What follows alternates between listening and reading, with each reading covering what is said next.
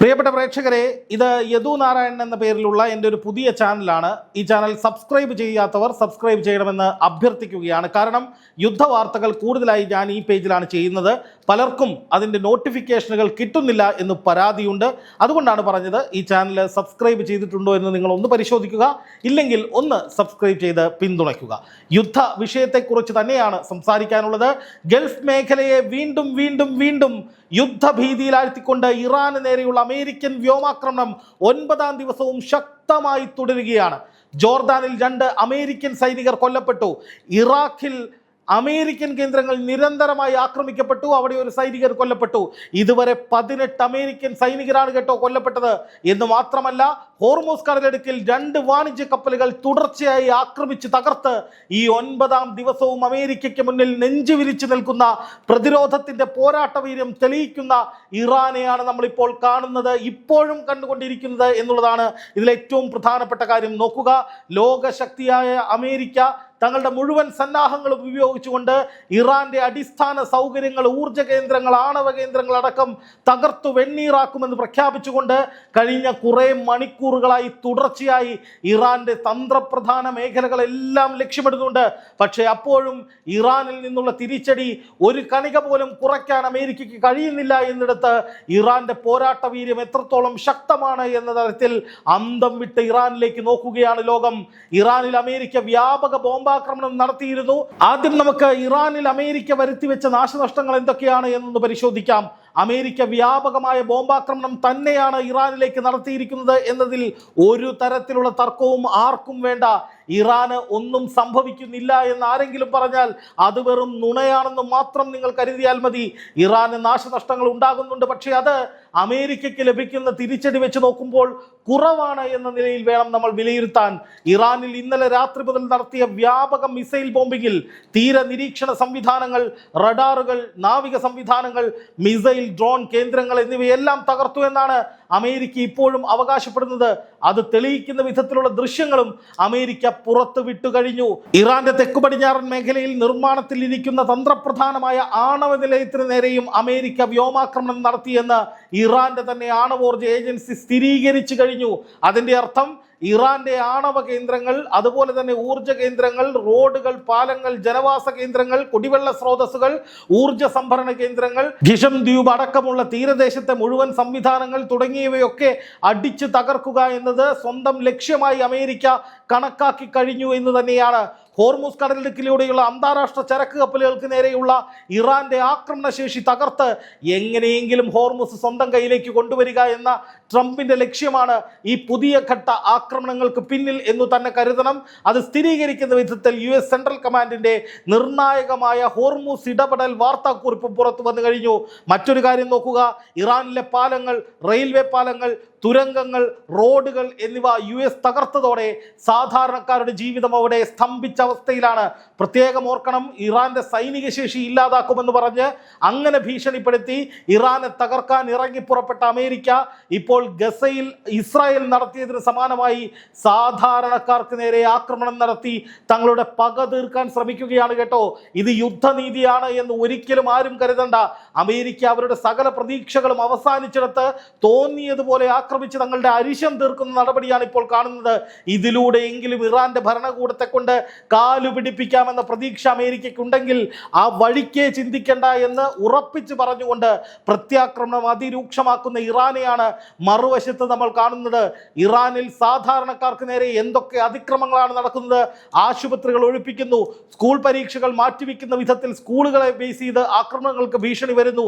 അങ്ങനെ അവരുടെ ഊർജ്ജ സ്രോതസ്സുകൾ, കുട്ടികളുടെ ഭാവി, ആശുപത്രിയിലെ ചികിത്സ, അങ്ങനെ എല്ലാം കറണ്ട് പോലും ഇല്ലാത്ത അവസ്ഥയാണ്. കുടിവെള്ളം പോലും കിട്ടാത്ത അവസ്ഥയാണ്. ഊർജ്ജ ദൗർലഭ്യം നേരത്തെ തന്നെ ഇറാനെ വല്ലാത്ത രീതിയിൽ വരിഞ്ഞു മുറുക്കിയിരുന്നു. അതിനു മേലെയാണ് ഇപ്പോൾ കടുത്ത ആക്രമണങ്ങൾ നടത്തിക്കൊണ്ടിരിക്കുന്നത് അമേരിക്ക. പ്രധാനമായും ഇറാന്റെ തെക്കൻ പ്രവിശ്യകൾ കേന്ദ്രീകരിച്ചാണ് അമേരിക്കയുടെ ആക്രമണങ്ങൾ നടന്നുകൊണ്ടിരിക്കുന്നത്. 9ാം ദിവസത്തിലേക്ക് കടന്നിരിക്കുന്ന ഇപ്പോഴത്തെ ഒരു ആക്രമണ പരമ്പരയ്ക്ക് ഒരു പ്രത്യേക രീതിശാസ്ത്രമുണ്ട്. തെക്കൻ മേഖലയെ മറ്റ് കേന്ദ്രങ്ങളിൽ നിന്ന് ഒറ്റപ്പെടുത്തി അവിടെ വ്യാപകമായ ആക്രമണങ്ങൾ നടത്തുക, അതിനുശേഷം ഇറാനെ പിളർത്തുക, അതിലൊരു ഭാഗം തങ്ങളുടെ കയ്യിലേക്ക് കൊണ്ടുവരിക എന്ന തരത്തിലുള്ള ഒരു രീതിശാസ്ത്രം ഇതിന് പിന്നിൽ ഉണ്ടോ എന്ന് സംശയിക്കേണ്ടിയിരിക്കുന്നു. പ്രത്യേക ഡയമെൻഷനിൽ തന്നെ ഈ വിഷയത്തെ നമ്മൾ കാണേണ്ടതുണ്ട്. അതിലേറ്റവും പ്രധാനപ്പെട്ടത് ഇറാന്റെ തെക്കൻ പ്രദേശമാണ് പ്രധാനമായും അമേരിക്ക കേന്ദ്രീകരിക്കുന്നത് എന്നതിന്റെ കാരണം പരിശോധിക്കലാണ്. ഇറാന്റെ തെക്കൻ മേഖല പേർഷ്യൻ ഗൾഫിനോട് അഭിമുഖമായി നിൽക്കുന്ന തീരപ്രദേശമാണ്.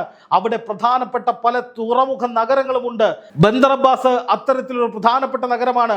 അവിടെ നിന്നുള്ള മിസൈലുകളാണ്, അല്ലെങ്കിൽ അവിടെ സ്ഥിതി ചെയ്യുന്ന മിസൈൽ ലോഞ്ച് പാഡുകളാണ് ഹോർമൂസിൽ വലിയ ഭീഷണി അമേരിക്കയ്ക്ക് സൃഷ്ടിക്കുന്നത്. അതുപോലെ ഡ്രോണുകളെ നിയന്ത്രിക്കുന്ന പല താവളങ്ങളും ഇറാന്റെ തെക്കുള്ള ദ്വീപുകളായ കിഷം ദ്വീപ് ഉൾപ്പെടെയുള്ള സ്ഥലങ്ങളിലാണ്.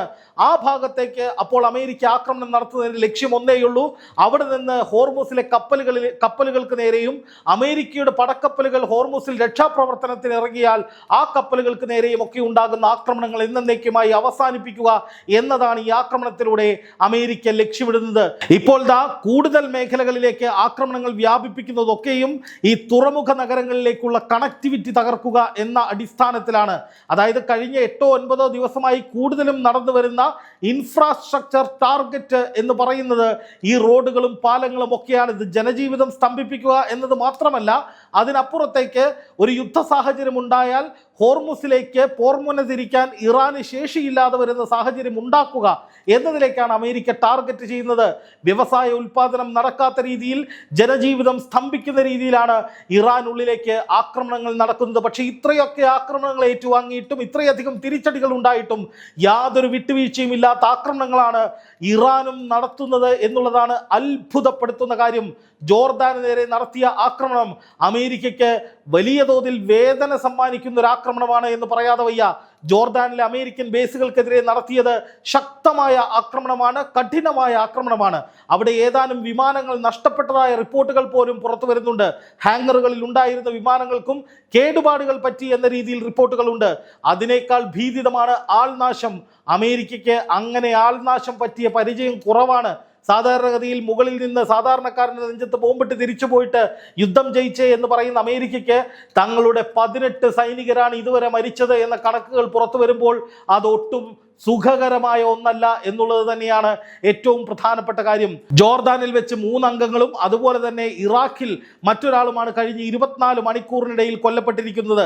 അപ്പോൾ മരണസംഖ്യ വളരെ കൂടുതലാണ്. അത് വലിയ തോതിൽ അമേരിക്കയ്ക്ക് തിരിച്ചടിയാകുന്നുണ്ട്. ഈ പുതിയ റൗണ്ട് എസ്കലേഷനിൽ കൊല്ലപ്പെട്ടിരിക്കുന്ന മരണസംഖ്യ ഉയരുന്നത് അമേരിക്കയിലും വലിയ പ്രതിഷേധങ്ങൾക്ക് കാരണമാകുന്നുണ്ട്.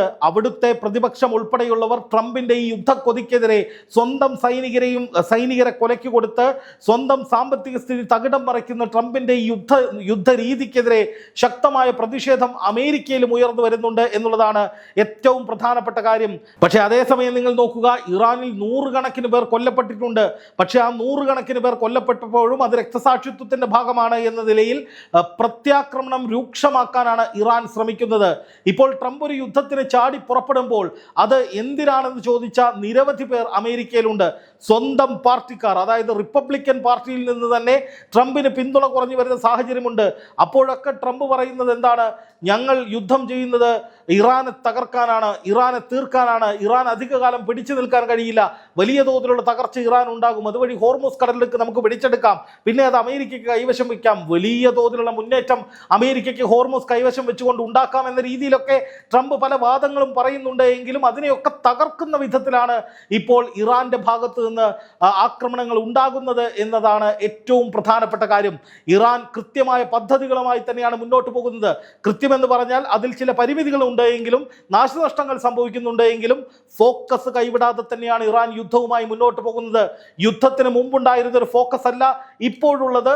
ഈ യുദ്ധത്തിന് ശേഷം ശക്തമായി ആ രാജ്യത്തിന് വേണ്ടി, രാജ്യത്തിൻ്റെ പരമാധികാരത്തിന് വേണ്ടി, രാജ്യത്തിൻ്റെ ആത്മാഭിമാനത്തിന് വേണ്ടി, ജനങ്ങളുടെ സംരക്ഷണത്തിന് വേണ്ടി ഏതറ്റം വരെയും പോകാൻ തയ്യാറാണ് എന്ന നിലയിലാണ് ഇപ്പോൾ ഇറാൻ മുന്നോട്ട് പോകുന്നത്. അതാണ് അവരുടെ പോരാട്ട വീര്യം എന്ന് തന്നെ കരുതേണ്ടതുണ്ട്. ഇതിൽ തന്നെ മറ്റൊരു പ്രധാനപ്പെട്ട കാര്യം, ആണവ വിഷയത്തെ ചൊല്ലിയാണ് ഈ യുദ്ധം മുഴുവനും ഉണ്ടാകുന്നത്, ഈ തർക്കങ്ങൾ മുഴുവനും ഉണ്ടാകുന്നത്, ഈ പ്രശ്നങ്ങൾ മുഴുവനും ഉണ്ടാകുന്നത്. ആ വിഷയത്തിൽ ഇതുവരെ ഒരു തരി പോലും വിട്ടുവീഴ്ചയ്ക്ക് ഇറാൻ തയ്യാറായിട്ടില്ല. ഇറാന്റെ മുന്നിലുള്ളത് ആണവ പദ്ധതികൾ അതിൻ്റെ ഏറ്റവും മൂർധന്യാവസ്ഥയിൽ ചെയ്യുക എന്നുള്ളത് തന്നെയാണ്. സ്വാഭാവിക കടലെടുക്കായ ഹോർമസിനുമേൽ അധികാരം തങ്ങൾക്കുണ്ടെങ്കിൽ കൂടുതൽ പരീക്ഷണങ്ങളും കൂടുതൽ ലോകരാജ്യങ്ങളെ നെഗോഷിയേറ്റ് ചെയ്ത് നിർത്താൻ കഴിയുന്ന കഴിവും തങ്ങൾക്കുണ്ടാകും. അതുവഴി കുറേയേറെ മുന്നോട്ട് പോകാൻ കഴിയും. ആണവ പരീക്ഷണങ്ങൾ തുടരാനും മറ്റ് രാജ്യങ്ങളെ നിലയ്ക്ക് നിർത്താനും ഹോർമൂസ് മാത്രം മതിയാകുമെന്ന് ഇറാൻ മനസ്സിലാകുന്നുണ്ട്. അതുകൊണ്ടാണ് ഇറാൻ ഹോർമൂസിൽ മുറുക്കെ പിടിച്ചിരിക്കുന്നത് എന്നുള്ളതാണ് ഒരു പ്രധാനപ്പെട്ട കാര്യം. അത് തിരിച്ചറിഞ്ഞുകൊണ്ട് തന്നെ ഹോർമൂസ് ഇറാന്റെ പക്കലല്ല, ഞങ്ങളുടെ പക്കലാണ് എന്ന് വരുത്തി തീർക്കാൻ വേണ്ടിയിട്ട് ഹോർമൂസിന്റെ നിയന്ത്രണം പൂർണ്ണമായി ഞങ്ങൾ ഏറ്റെടുത്ത് കഴിഞ്ഞിരിക്കുന്നു എന്നാണ് അമേരിക്ക പറയുന്നത്. അതെങ്ങനെ ശരിയാകും? കാരണം അമേരിക്ക ആ ഹോർമൂസ് കടലിടുക്ക് പൂർണ്ണമായി പിടിച്ചെടുത്തിട്ടുണ്ട് എങ്കിൽ അതിലെ പോകുന്ന കപ്പലുകൾക്ക് അമേരിക്കയ്ക്ക് സുരക്ഷ നൽകേണ്ടതുണ്ട്, അല്ലെങ്കിൽ അമേരിക്ക ആ കപ്പലുകൾക്ക് സുരക്ഷ നൽകണം. പക്ഷേ ഇവിടെ സംഭവിക്കുന്നത് എന്താണ്? ആ കപ്പലുകൾ അമേരിക്കയുടെ കൺമുന്നിൽ വെച്ച് തകരുകയാണ്. അമേരിക്കയുടെ പടക്കപ്പലുകൾ, നാറ്റോ സഖ്യത്തിന്റെ പടക്കപ്പലുകൾ ഹോർമൂസിൽ കപ്പലുകൾക്ക് സുരക്ഷ നൽകാൻ വേണ്ടി വരുമെന്ന് ട്രംപ് പറയാൻ തുടങ്ങിയിട്ട് കാലം കുറയായി. പക്ഷേ ഇറാന്റെ കയ്യിലാണ് ഹോർമൂസ് ഇരിക്കുന്നത് എന്നുള്ളത് കൊണ്ട് മാത്രം അവിടേക്ക് അമേരിക്കയുടെ കപ്പലുകൾ വരാൻ മടിക്കുന്നു എന്നുള്ളതാണ് യാഥാർത്ഥ്യം. പക്ഷെ അമേരിക്ക ഇപ്പോഴും പറയുന്നത് തങ്ങൾ സംരക്ഷണം നൽകും ഹോർമൂസിലേക്ക് പ്രവേശിക്കുന്ന ഏത് കപ്പലിനും, അതായത് GCC രാജ്യങ്ങളിലേക്ക് പോകാനുള്ള എണ്ണ എടുക്കാൻ പോകുന്ന ഏത് കപ്പലുകൾക്കും തങ്ങൾ സംരക്ഷണം നൽകുമെന്നാണ് അമേരിക്ക ഉറപ്പ് പറയുന്നത്. പക്ഷേ ഈ പറയുന്നതല്ലാതെ കപ്പലുകൾ കാര്യമായി അകത്തേക്ക് പോകുന്നില്ല, പുറത്തേക്കും പോകുന്നില്ല. അത് ഇറാനെ പേടിച്ചിട്ടാണ്. അതേസമയം ഇറാനിലേക്ക് എണ്ണ എടുക്കാൻ വരുന്ന കപ്പലുകളെ തങ്ങൾ തടയുമെന്ന് അമേരിക്കയും പറയുന്നുണ്ട്. കാരണം ഇറാൻ താവളങ്ങൾ അല്ലെങ്കിൽ ഇറാൻ തുറമുഖങ്ങൾ അമേരിക്കയുടെ ഉപരോധത്തിന് കീഴിലാണ്. അതുകൊണ്ട് തന്നെ കഴിഞ്ഞ കുറേ ദിവസങ്ങളായി, ഏതാണ്ട് 9 ദിവസമായി നിരവധി കപ്പലുകൾ ഇറാന്റേതായി വന്ന് തിരിച്ചുവിട്ടു എന്നുള്ള റിപ്പോർട്ടുകളും പുറത്തു വരുന്നുണ്ട്. ഇറാൻ തുറമുഖങ്ങളിലേക്ക് എണ്ണയെടുക്കാൻ വേണ്ടി പുറംകടലിൽ വന്ന ചില കപ്പലുകളെ അമേരിക്ക നിർബന്ധപൂർവ്വം തിരിച്ചയച്ചു എന്നാണ് റിപ്പോർട്ടുകൾ പുറത്തു വരുന്നത്. എന്തായാലും ഇറാനെ സംബന്ധിച്ച് ഇറാനിലേക്ക് കപ്പലുകൾ വരാനോ ഇറാനിൽ നിന്ന് എണ്ണയുമായി കപ്പലുകൾക്ക് പുറത്തു പോകാനോ കഴിയാത്തൊരു സാഹചര്യമുണ്ട്. ഇത് അമേരിക്കയുടെ പൊസിഷനാണ്. മറുവശത്ത് ഇറാനിയൻ പൊസിഷൻ എന്ന് പറയുന്നത് ഒരു കപ്പലുകളെയും, അതായത് തങ്ങളുടെ കപ്പലുകളെ അനുവദിച്ചില്ലെങ്കിൽ ഒരു കപ്പലുകളും ഒരു വഴിക്കും പോകാൻ പോകുന്നില്ല എന്നുള്ളതാണ്. അതുകൊണ്ട് തന്നെ ഹോർമൂസ് തുറക്കുക എന്നുള്ളത് ഈ സമീപകാലത്ത് ചിന്തിക്കാൻ പോലും കഴിയാത്ത കാര്യമാണ്. അതേസമയം തന്നെ അനവധി ആക്രമണങ്ങൾ കപ്പലുകൾക്ക് നേരെ, എണ്ണ ടാങ്കറുകൾക്ക് നേരെ, ചരക്ക് കപ്പലുകൾക്ക് നേരെ ഇറാന്റെ ഭാഗത്ത് നിന്ന് ഉണ്ടാകുന്നുണ്ട്. അതുകൊണ്ട് തന്നെ അത് ഭയപ്പെട്ടുകൊണ്ട് മറ്റൊരു വഴിക്ക്, അതായത് ഒമാൻ പാതയിലേക്ക് പോകാനോ ഹോർമൂസിന്റെ എൻട്രൻസിലേക്ക് കടക്കാനോ പോലും ഇപ്പോൾ കപ്പലുകൾ തയ്യാറാകുന്നില്ല എന്നുള്ളതാണ് ഏറ്റവും പ്രധാനപ്പെട്ട കാര്യം. ഇനി നമ്മൾ കാണേണ്ടുന്ന ഏറ്റവും പ്രധാനപ്പെട്ട മറ്റൊരു കാര്യം, ഇറാന്റെ തെക്കൻ മേഖല പൂർണ്ണമായി യുദ്ധത്തിലാണ് എന്നുള്ളതാണ്. അമേരിക്കയുടെ താവളങ്ങൾ നിരന്തരം കുവൈറ്റിലെയും ബഹ്റൈനിലെയും അതുപോലെ തന്നെ ജോർദാനിലെയും ഒക്കെ അമേരിക്കൻ താവളങ്ങൾ തെരഞ്ഞുപിടിച്ച് ആക്രമിക്കുന്ന തിരക്കിലാണ് ഇറാൻ. അതുകൊണ്ട് തന്നെ ഈ വിധത്തിൽ ഇറാൻ മുന്നോട്ട് പോയാൽ ഒരു 48 മണിക്കൂർ കൂടി കഴിയുമ്പോഴത്തേക്കും ഈ യുദ്ധം സർവ്വവ്യാപിയാകുന്ന അവസ്ഥയിലേക്ക് വരും. അതായത് കൂടുതൽ മേഖലകളിലേക്ക് വലിയ തോതിലുള്ള ആക്രമണങ്ങൾ ഉണ്ടാകുന്ന സാഹചര്യത്തിലേക്ക് പോകും. അത് മുന്നിൽ കണ്ടുകൊണ്ട് ഏതെങ്കിലും തരത്തിൽ ഈ യുദ്ധം അവസാനിപ്പിക്കാനുള്ള ഇടപെടലുകൾ എവിടെ നിന്നെങ്കിലും വരുമോ എന്നുള്ളതാണ് കാത്തിരുന്ന് കാണേണ്ടത്. ഗൾഫ് രാജ്യങ്ങളെ സംബന്ധിച്ച്, അവരെ സംബന്ധിച്ച് വലിയ ആശങ്കയുണ്ട്. എന്തും സംഭവിക്കാമെന്ന മുൾമുനയിലൂടെ തന്നെയാണ് അവർ കടന്നു പോകുന്നത്. പക്ഷേ മുമ്പത്തെ പോലെ ഇറാനുമായി സംസാരിച്ച് ഏതെങ്കിലും തരത്തിൽ ഇറാനെ ഒരു കരാറിലേക്ക് കൊണ്ടുവരാനുള്ള ധൈര്യം ഒരു രാജ്യത്തിനുമില്ല. കാരണം എന്താണ്? അമേരിക്കയെ വിശ്വാസമില്ല എന്നുള്ളത് തന്നെയാണ്.